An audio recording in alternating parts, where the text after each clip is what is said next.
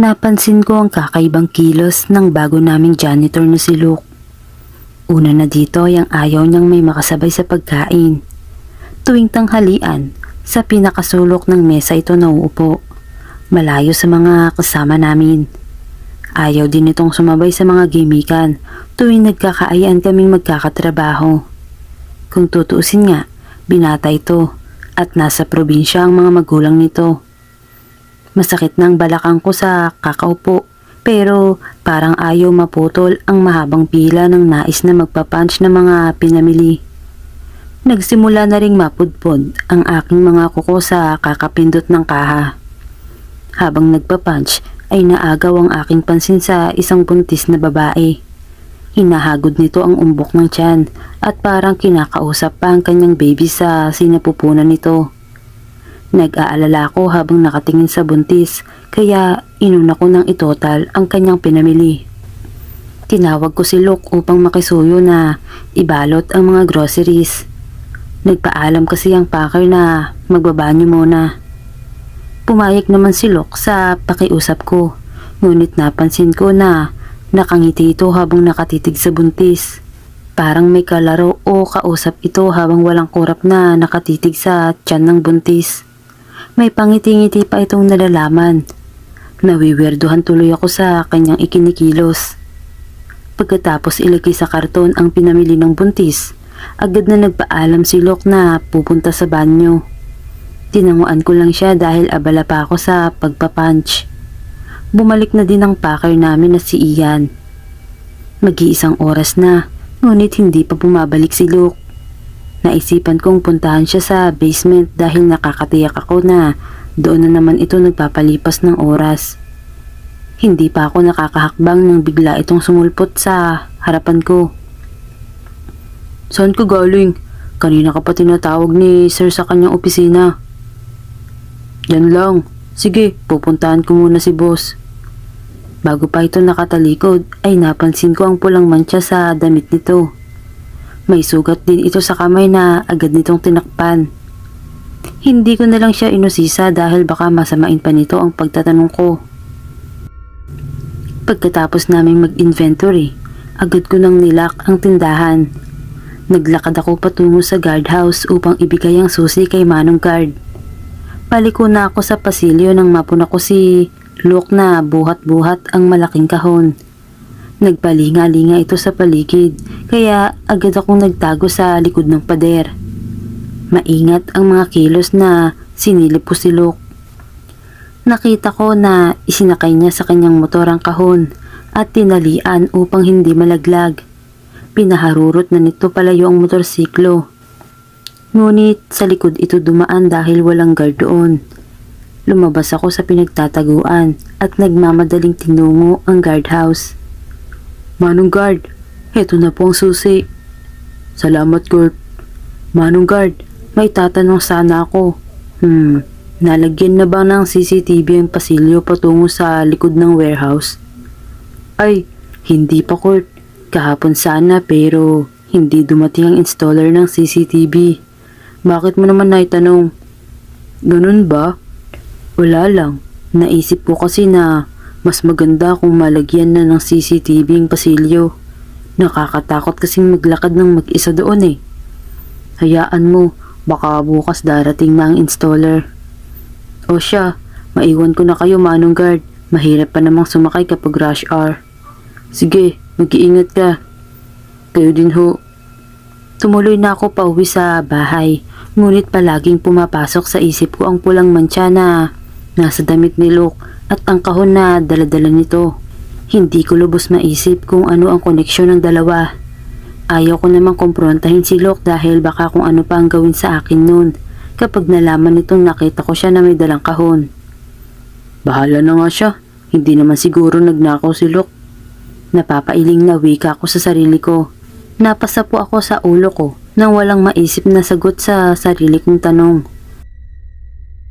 Kinabukasan, kagaya ng nakagawian ko, maaga akong umalis sa bahay upang hindi ako abutan ng traffic. Nakasabay kong sumakay ang isa kong katrabaho na si Harry. Akala namin dalawa kami na ang pinakaunang nakarating sa trabaho. Pero mas nauna pa pala si Luke. Muling bumalik sa isipan ko ang nakita ko kahapon, pero hindi ako nagpahalata. Kumilos ako ng normal, nang sa ganun, hindi siya maghinala na may nadiskubre ako sa kanya. Ang aga niyo yatang dalawa. Mahirap nang abutan ng traffic, Luke. Baka malate pa kami sa trabaho. Halika, sumabay ka na sa aming mag-almusal. May dala akong baon. Tara sa kantin, total maaga pa naman. Mauna na kayo, tatapusin ko lang itong pagmamap ng sahig. Sige, maiwan ka na namin. Sumunod ka na lang sa kantin. Sabi ko sa kanya. Tumuloy na kami ni Harry sa kantin. Samantalang tinapos naman ni Luke ang paglilinis. Sa pintuan ng kantin, napansin namin ang nakapaskil na flyers. Lumapit kami ni Harry upang basahin ito. Nagulat ako nang mamukhaan ng buntis kahapon sa warehouse. Missing ang nakalagay.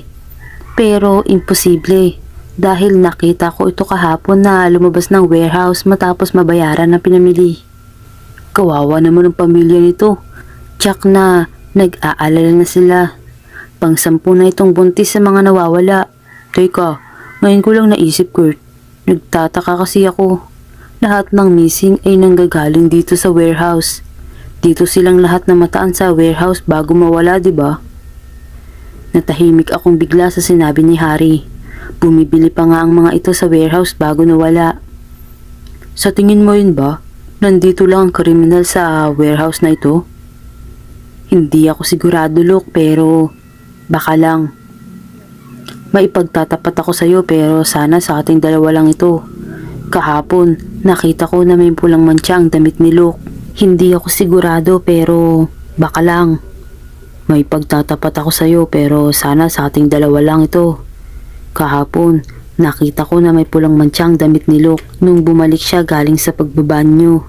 Wala naman akong nakitang mantsa sa damit niya nung nakisuyo akong ilagay sa karton ang pinamili ng buntis.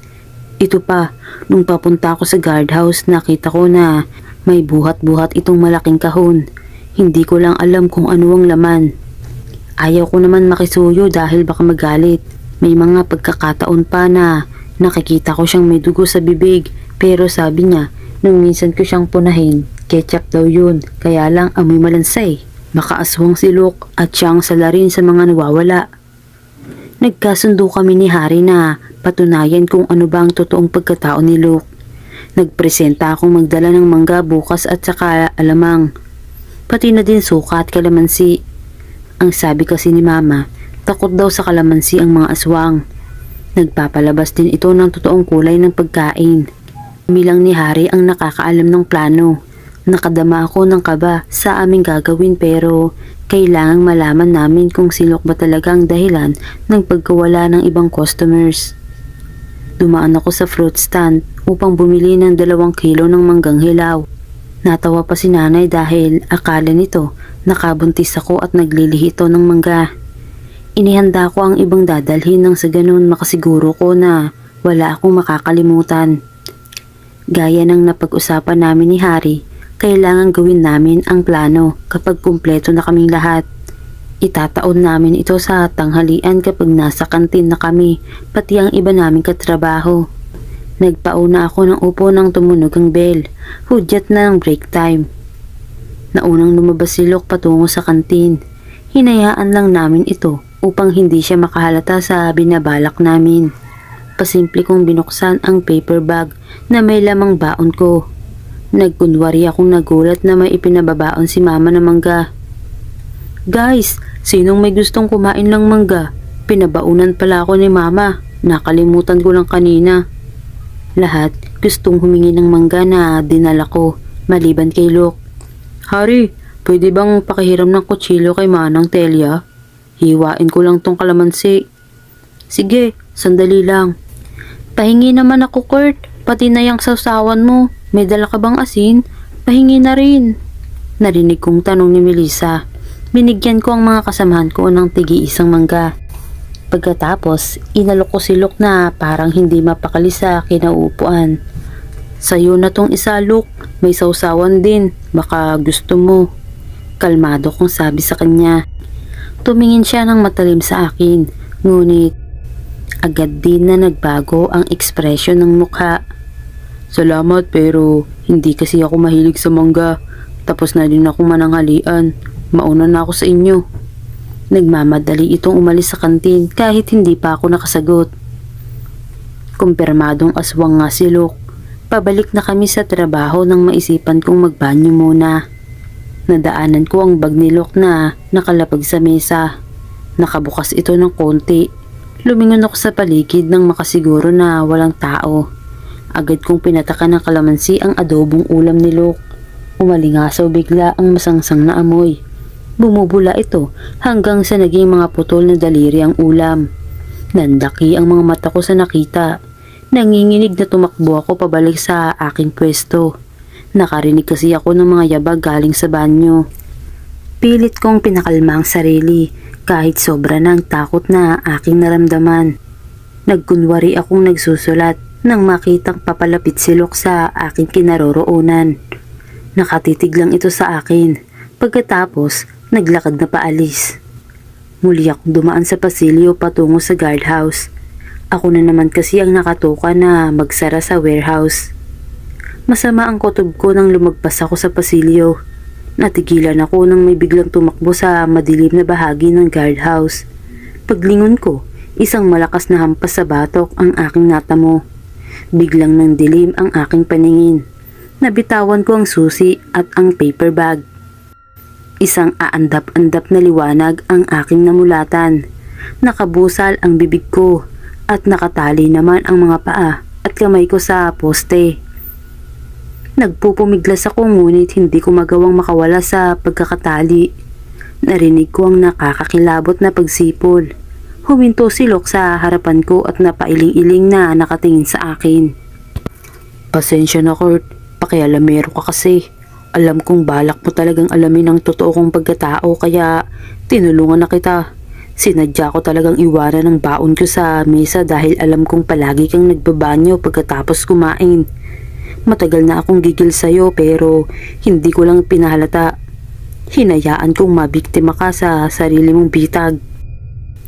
Siguradong ikaw ang may kagagawa ng pagkawala ng ilang customer dito sa warehouse. Oo, ako nga. Aswang ako at kayo ang pagkain namin. Napahagulgol na lang ako ng iyak nang makita na unti-unting nagbago ang anyo ni Luke. Tumindig ang balahibo ko nang tubuan ito ng maraming balahibo sa katawan. Pati ang mukha nito ay may mga balahibo din. May matutulis na mga kuko na kayang tanggalin ang balat o wakwakin ang sino mga hawakan nito. Umatungal ito at nagsilabasan ang mga matatalim na pangil. Matalim ang mga tinging ipinukol sa akin ng kanyang mapupulang mga mata. Napakapangit ng nilalang. Tumutulo pa ang malapot na laway. Lumapit ito sa akin at inamoy-amoy ang aking leeg. Muntikan nang bumaliktad ang itsura ko sa malansang amoy nito. Sinakala ko ni Luke at walang awang kinagat ang aking leeg. Napasigaw ako sa sakit ng naramdaman ang kanyang mga pangil. Sumirit ang masaganang dugo patungo sa sahig. Hindi pa nakontento ang halimaw at sinugatan din nito ang aking tagiliran gamit ang matutulis nitong mga kuko. Mas lalo akong napasigaw sa sakit. Naliligo na rin ako sa sariling dugo. Nangihina na ako habang patuloy pa rin si Luke sa pagsipsip ng aking dugo. Isang kalampag sa pinto ang nagpabalikwas sa halimaw. Susugurin sana nito si Harry, ngunit agad na sinabuyan ito ng asin ni Melissa. Umuusok ang balat ni Luke nang matamaan ng asin. Tila napaso ang halimaw at agad na napaatras. Umalaho ito ng atungal na parang kinakatay. Nagpupumilit pa rin itong bumangon, ngunit isinaboy ni Harry ang lahat ng asin sa katawan ni Luke. Nangingisay ang katawan ng aswang hanggang sa binawian na ito ng buhay.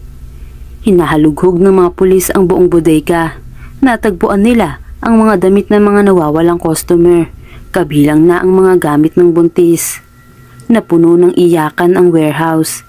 Tinulungan ako ng mga medical staff na maisakay sa ambulansya. Manhid pa rin ang buo kong katawan. Narinig ko ang sinabi ng doktor na nasa stage ako ng shock dahil sa trauma. Mataman lang akong nakinig sa pag-uusap nila mama at ng doktor. Dinalaw ako ng mga kasamahan ko sa trabaho kasama ang boss namin. Sinagot ng may-ari ng warehouse ang lahat ng gastusin upang gumaling ako. 3 buwan din akong nanatili sa hospital hanggang sa tuluyan na akong gumaling. Pagkalabas ko sa hospital, agad na binisita ako ni Melissa at Harry. Nagawa ko na ring itanong sa kanila kung paano nila nalaman ang nangyari sa akin. Nakita pala ni Manong Guard ang ginawa ni Luke sa akin, kaya tumawag agad ito kay Harry. Kasalukuyang nasa bahay nila Harry ang pinsan nitong si Melissa. Naikwento pala ni Harry sa kanyang pinsan ang duda nila kay Luke, kaya nagdala ito ng asin. Tumawag din ng pulis si Manong Guard. Ang pulis nang tumawag sa kanyang mama upang ipaalam ang nangyari. Walang humpay akong nagpasalamat sa kanila at sa lahat ng tumulong sa akin upang mailigtas ako. Dadalhin ko hanggang sa kabilang buhay ang malaking utang na loob ko sa kanila.